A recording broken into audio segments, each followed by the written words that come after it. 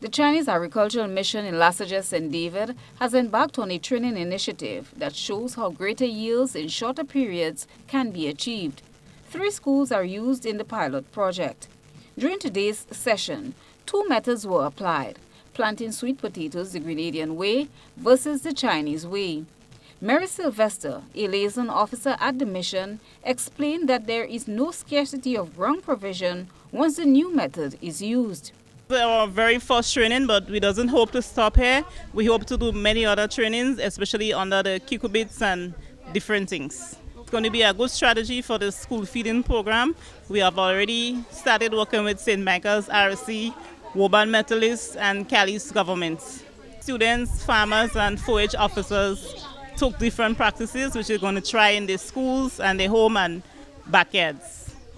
The intent of the agricultural mission is to help farmers with best practices and methods of planting. The liaison officer says with this method, slips can be planted any time of year, with one stool yielding at least 6 pounds, with about 13 to 14 potatoes. The method of planting doesn't really require a particular season. Grenada have good loam and alluvial sandy soil.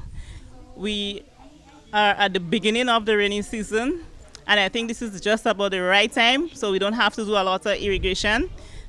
So it's basically a very easy method and a good timing. This potato takes like 3 months to harvest, but you can harvest in 2 months' time with this method by taking out the bigger ones and leaving the smaller ones. Without having prior knowledge of potato planting, students shared with GBN their takeaway from today's session. Well, I learned that planted potato is very kind of hard because you have to cut three leaves, then leave 2, then put it at a right angle, 45. 45 at the angle, then dig the hole, then push it, then put the mud.